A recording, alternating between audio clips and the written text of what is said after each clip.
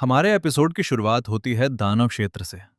तभी कोई चिल्लाते हुए सामने बोलता है, रवीस वेंडिका, तुझे क्या लगता है कि तू हम सभी को मारकर फिर तू ठीक रहेगा? तभी सामने हम देखते हैं कि सामने होता है हमारे कहानी का मेन प्रोटैगनिस्ट, जिसका का नाम है रविस वेंडिका। तभी रवीस वेंडिका बोलता है, तुम्हारे हेल्प परिवार ने जो काम किया है क्या हमें पता नहीं? वो आदमी बोलता है कि तुम्हें क्या लगता है कि मुझे सोचना नहीं आता? तभी रवीस वेंडिका अपना हाथ मारने को उठाते हुए बोलता है, ये कोई मासेकर नहीं था। वो आदमी अपना दांत रगड़ता हुआ बोलता है, ये विंडिका के डायरा किया गया एक नाटक था। ये सब वो बोल ही रहा होता है कि रवीस विंडिका उसे मार डालता है। तभी हमारा दृश्य बदल कर आता है दानव क्षेत्र के शाही दरबार पर। तभी कोई बोलता है, रवीस वेंडिका, तुम्हारे हिम्मत कैसे हुई वैसा कुछ करने की? तुम बेवकूफ, अपनी जगह नहीं जानते। मैंने तुम्हें आदेश दिया था कि तुम गद्दारी का पता लगाओ। मैंने तुम्हें कभी नहीं बोला था कि तुम पूरे परिवार को खत्म कर दो। तुम मूर्ख हो, तुम्हें अपनी औकात का पता नहीं है। तभी कोई बोलता है, तुम वेंडिका, तुमने दानव क्षेत्र की सारे व्यवस्था भंग करने की साहस की इस बार तुमने हद पार कर दी। तभी हमें दिखाया जाता है कि ये होता है दानव राजा गामुदार विंदिका। तभी रविस बोलता है, ये क्या बोल रहे हो पिताजी? सबूत हर जगह पर है। ये आप जानते हुए भी वो सभी गद्दार को सजा नहीं दे सकते क्या? आप हिल्ट परिवार से चिपके हुए उन पुराने भ्रष्ट लोगों की वजह से है। सबूत होने के बावजूद भी हम उन्हें सजा नहीं दे सकते। क्या आपको पता है कि कितने अपराधों को नजरअंदाज किया गया है? तभी गामोदर विंडिका बोलता है, मौत की सजा किसी को कानूनी तौर पर दी जाती है। उस प्रक्रिया में तुम्हारे फैसले की कोई जरूरत नहीं है। तभी रवि हंसते हुए बोलता है, प्रोसीजर्स और एग्जीक्यूशन, ये कैसा मजाक है? अंधकार या अंधकार को निगल जाता है। क्या यही है नियम नहीं है दानव क्षेत्र का? वहीं फिर से रबीस बोलता है, पिताजी नहीं, दानव के राजा, जब तुम इस स्पष्ट अंधकार को भी नहीं निगल सकते तो विंडिका को अभी भी दानव लोक का शासक कैसे कहा जा सकता है? तुम्हें पता है कि वर्तमान व्यवस्था कुलीनों द्वारा नियंत्रित है। तभी दानव राजा बोलता है, मुझे कभी नहीं पता था कि तुम इतने नैरो माइंडेड हो गए। तुम कितने मूर्ख हो।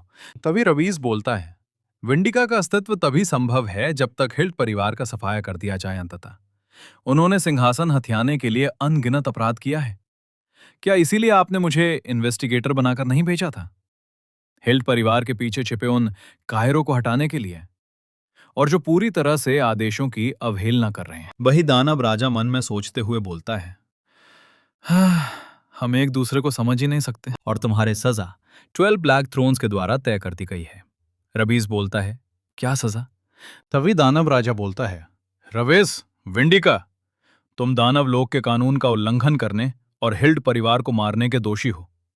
तुम्हें मानव लोक में भेजा जाएगा। तभी रबीस बोलता है, मानव लोक पिताजी, क्या आप सच कह रहे हैं? दानव राजा कहता है, रबीस, मानव लोक में अपने पापों का प्रायश्चित करो, जहां तुम्हारी शक्ति को सील कर दिया जाएगा, और विंडिका की सच्ची गरिमा को जानो। रबीस चिल्लाते हुए बोलता है, नहीं पिताजी, भले ही उन हिल्ट कमीनों ने लोगों को मार डाला है, लेकिन उन्होंने आत्माओं को नष्ट नहीं किया। दानव राजा एल्डर को बोलता है, अभी भी तुम कहां हो?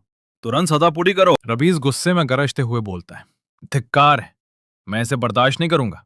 अभी रोको, मैं नहीं जाऊंगा, मैं दोषी नहीं हूं। तभी रबीस के पास कोई आते हुए बोलता है, राजकुमार, आप अपने समय के दौरान माजे करना और मैं इस जगह की अच्छी तरह रक्षा करूंगा। तुम बास्टर्ड वैसा बोलकर रबीस को मानव लोक में भेज दिया गया। तभी हमारा दृश्य बदलता है। एक आवाज आते हुए बोलती है, रबीस, विंडिका, तुम्हें मानवलोक में भेजा जा रहा है एक अपराध के लिए। आपको मानवलोक के नियम मानते हुए चलना पड़ेगा। नियम नंबर 1, आपको अपने शरीर में ईमानदारी से जाना होगा। नियम नंबर 2, आप अपने मौत से पहले खुद को मारना नहीं है। नियम नंबर 3, आपको मानव को नहीं मारना है। इन सभी नियमों का उल्लंघन करने पर आपकी आत्मा नष्ट हो जाएगी। तभी रबीस की आंख खुलती है किसी मानव के शरीर में। तभी रबीस अपना सिर पकड़ते हुए सोचता है, थत तेरे की, मैं सचमुच इंसानी दुनिया में आ गिरा हूं। रानबे, तू कमीना, तूने मेरी हालत खराब कर दी। अगर मैं कभी वापस आया तो तेरे सींग तोड़ दूंगा। और ये इंसानी शरीर क्या है? हर चीज में दर्द क्यों होता है? क्या मैं इस पथेटिक शरीर में फंसा हूं? वे हिल्ट परिवार के बदमाश अंत तक बिल्कुल बेकार थे। यहां सांस लेना इतना मुश्किल क्यों है? क्या आसपास कहीं सल्फर नहीं बह रहा है? तभी लड़की दरवाजा खोलती और बोलती है, तुम किस बारे में बात कर रहे हो भाई? रबीस बोलता है, क्या भाई? तभी वो लड़की रबीस को गले लगाते हुए बोलती है, भाई आखिरकार तुम जाग गए। भगवान का शुक्र है, मुझे लगा था कि तुम कभी नहीं जागोगे। रवीज हैरानी से बोलता है, वो कौन है? क्या वो इस शरीर की ब्लड रिलेटिव है? तभी वहीं पर एक औरत आते हुए बोलती है, मिन्हू, जागने के लिए तुम्हारा बहुत बहुत धन्यवाद। तुम इतने समय से बहुत ही दर्द में राहे होगे। तभी मिन्हू अपने मन में सोचता है, ये कैसी स्थिति है और अब मुझे क्या करना चाहिए? कहते हैं कि मानव लोक 3 महान नरकों में से एक है। क्या मैं सचमुच यहां जीवित रह पाऊंगा? वहीं पे मिन्हू का पिता आते हुए बोलता, तुम जाग गए, तैयार हो जाओ, कल से तुम्हें स्कूल जाना है। तुम पूरे 1 हफ्ते से बिस्तर पर पड़े रहे हो, तुम्हें बहुत कुछ पढ़ना बाकी है। तभी मिन्हू की मॉम मिन्हू के फादर को बोलती है, मिन्हू अभी अभी जगा है, उसकी हालत अभी भी ठीक नहीं है। मिन्हू का फादर बोल रहा होता है, बस वो जाग गया है, इतना ही काफी है। तभी मिन्हू थोड़ी सी गुशेल शकल बनाते हुए सोचता है, ये बुरा है, मैं अनजाने में उसकी ओर आकर्षित हो रहा हूं। जब तक मेरे शरीर की यादें वापस नहीं आ जाती, मुझे सावधान रहना होगा। तभी दृश्य बदलकर मिन्हू के स्कूल पर आता है। बॉय मिन्हू बोल रहा होता है कि तो ये है मिन्हू का स्कूल। तभी मिन्हू की मॉम बोल रही होती है, तुम्हें क्लास में ठीक ना लागे तो मुझे कॉल करना। मिन्हू बोलता है, ठीक है मॉम। तभी मिन्हू स्कूल जाते हुए सोचता है कि मैं 600 साल पहले दानव लोक में स्कूल जाता था और इस उम्र में इंसानी स्कूल। मैं इससे बुरा और कोई नरक नहीं है। मानव लोक सचमुच नरक है ना? तभी मिन्हू के पास 2 बुलीज आते हुए बोलते हैं, अरे मिन्हू, बहुत दिनों बाद मिले। तभी मिन्हू हैरानी से पीछे पलटते हुए सोचता है, ये टूनो कौन है? तभी एक बुली मिन्हू के कांधे के ऊपर हाथ रखते बोलता है, हे मिन्हू, तू जो जाने से पहले हमें पैसा देना भूल गए थे, क्या तुम ऊँचे लाए हो? तभी मिन्हू घबराते हुए बोलता है, मेरा शरीर अपने आप प्रतिक्रिया कर रहा है। तभी मिन्नू को एक मेमोरी याद आती है, जहां शरीर का रियल मालिक को कैसे बुली किया जा रहा होता है। तो मेरे पूरे शरीर में दर्द का कारण ये कमीने हैं। एक गुली बोलता है, अरे भाई, तुम अपने दोस्तों से इतना क्यों डरते हो? तुम और भी पथेटिक होते जा रहे हो, है ना? काफी समय हो गया, चलो एक प्रॉपर मुलाकात करते हैं। अब जल्दी करो और दोस्ती के निशानी के तौर पर अपना बाकी पैसा चुका दो। तभी मिन्हू बोलता है, मुझे ये मत बोलना कि मेरी पिटाई होने वाली है। तभी मिन्हू अपना एक पास्ट की बातों को सोचता है, जहां दानव लोक की स्कूल टीचर अपने स्टूडेंट्स को पढ़ाते हुए बोलती है, सभी ध्यान से देखो, ये है इंसान। तभी स्टूडेंट्स बोलते हैं, बीना सिंगों के ये कितने बड़े दिखते हैं। टीचर बोलती है, हाँ बिल्कुल सही, मनुष्य अत्यंत नीच जाति हैं। वे अपनी कमजोरियों को छिपाने के लिए कुछ भी करेंगे। वे एक मूर्ख जाति हैं जो राक्षसों और देवदूतों दोनों की पूजा करते हैं। तभी रवीज बोलता है, तो हमें उन मूर्ख जाति को जलाकर राख कर देना चाहिए।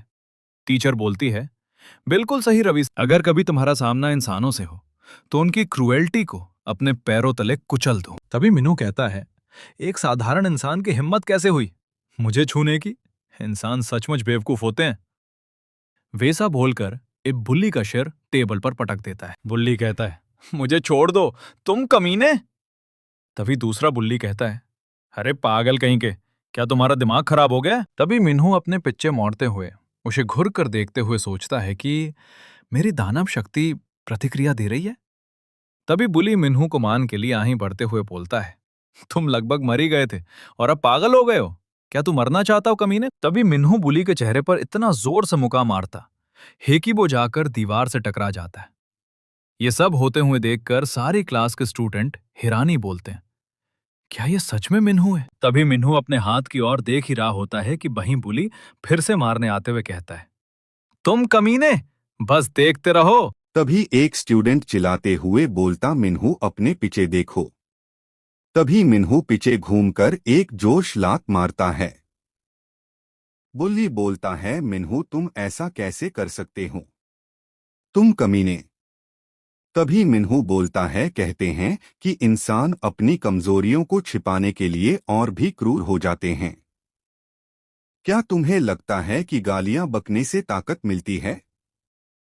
लेकिन जरा देखिए। वैसा बोलकर बुली के चेहरे पर एक लात दे मारता है। तभी मिन्हू सोचता है, द ओरिजिन ऑफ ह्यूमन प्रोफैनिटी मेरी मदर है। तभी मिन्हू को अपने क्लासमेट्स बोलते हैं, तेयू और सेउंघ्यून को मिन्हू ने हरा दिया। अरे भाई, ये क्या हो रहा है? ये तो पागलपन है। तभी मिन्हू एक डरावनी मुस्कुराहट देते हुए बोलता है, फिर भी पिताजी, मुझे बस छिपकर इस मुश्किल समय से निकलना है ना? तभी मिन्हू के क्लासमेट्स बोलते हैं, क्या सब कुछ खत्म हो गया? मिन्हू बोलता है, क्या कोई मुझे गाली देना चाहता है? तो ठीक है, मैं भी साथ देता हूं। इसी के साथ एपिसोड नंबर 1 खत्म होता है। हेलो गाइस, कैसे हो आप सभी? जैसा कि पिछले एपिसोड में हमने देखा था, मिन्हू बोलता है कि क्या कोई और मुझे गाली देना चाहता है। क्लासमेट्स बोलते हैं कि हे भगवान, क्या ये सच में मिन्हू है? एक क्लासमेट अपने मन में सोचता है, कब से मिन्हू इतना मजबूत हो गया? तभी मिन्हू के पास उसका वही क्लासमेट आते हुए पूछता है कि क्या तुम ठीक हो? मिन्हू अपने मन में सोच रहा होता है, इस लड़के ने पहले मेरी मदद करने की कोशिश की थी। वह मेरे नौकर बनने के लिए बिल्कुल सही उम्मीदवार है। क्लासमेट रास्ते में चलते हुए मिन्हू की तारीफ करते हुए बोल रहा होता है कि तुम तो कितने कमाल के हो, तुमने ये सब अकेले कैसे संभाल लिया? क्या तुम किसी इशेकाई से पुनर्जन्म लेकर आए हो या कुछ और? जैसे कि मार्शल आर्ट्स वर्ल्ड या फिर गेम के अंदर से? मिन्हू चौंकते हुए अपने मन में सोच रहा होता है, अगर इस नौकर को मेरी असली पहचान पता चल गई तो क्या होगा?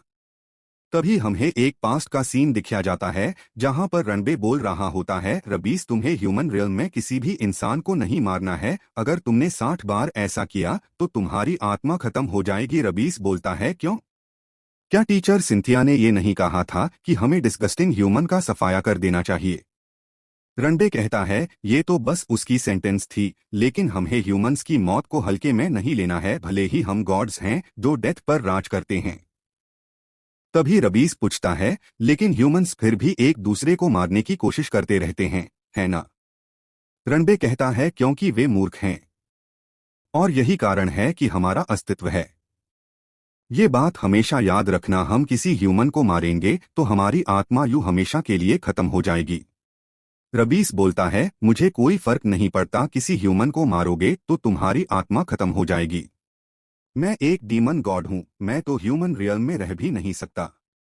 हम देखते हैं कि मिन्हू ये सारी बातें अपने मन में सोचते हुए बोलता है कि अगर मैं इंसानों को मार नहीं सकता तो मैं उन्हें चुप कैसे कराऊंगा?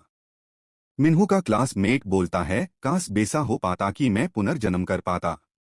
मिन्हू अपने क्लासमेट की तरफ देखते हुए सोचता है, ये बेहद ही दर्द और निराशा में डूबा हुआ है। क्लासमेट कहता है, मुझे पता है, पुनर्जन्म और ये सब बकवास बातें समझ में नहीं आती। मुझसे बेहतर कोई नहीं जानता कि तुमने अपना आपा खोने से पहले कितना कुछ छिपा रखा था। अच्छा हुआ उसे पता नहीं चला। मिन्हो, तुम उस समय कमाल के थे। मिन्हू ये सारी बात सुनकर एक बुरी सी शकल बना लेता है। तभी सीन बदलकर मिन्हू के घर पर आता है, जहां पर मिन्हू अपने बेड के ऊपर बैठा हुआ बोलता है, जब ह्यूमन तुम्हें कष्ट करता है तभी अपने आप डीमन पावर सक्रिय हो जाता है। ह्यूमन के शरीर में फंसा हुआ डीमन कभी भी डीमन पावर का यूज नहीं कर सकता। मिन्हू अपने हाथ को देखते हुए सोचता है, जैसा कि मुझे शक था, मुझ पर कब कोई सीमा लगाई गई है। तभी अचानक मिन्हू के शरीर पर बेहद तेज दर्द होने लगता है। यह शरीर मेरी डीमन पावर को सहन करने के लिए बेहद कमजोर है। मेरे पूरे शरीर में दर्द हो रहा है। मैंने अभी तक सिर्फ एक ही बार ह्यूमन के रूप में जीवन जिया है और यह अभी से असहनीय लगने लगा है। अगर इतना दर्द हो रहा है तो मैं सो कैसे पाऊंगा? तभी हमारा सीन बदलकर आता है मिन्हू और उसके क्लासमेट पर, जहां क्लासमेट बोलता है, वाह, कितने दिनों से हमने नॉर्मल स्कूल लाइफ नहीं जिया। शुक्रिया मिन्हू, तुम्हारी वजह से अब कोई हमसे पंगा नहीं लेता। मिन्हू कहता है, जो भी हो, मैं तो बस उन्हें सबक सिखाना चाहता हूं।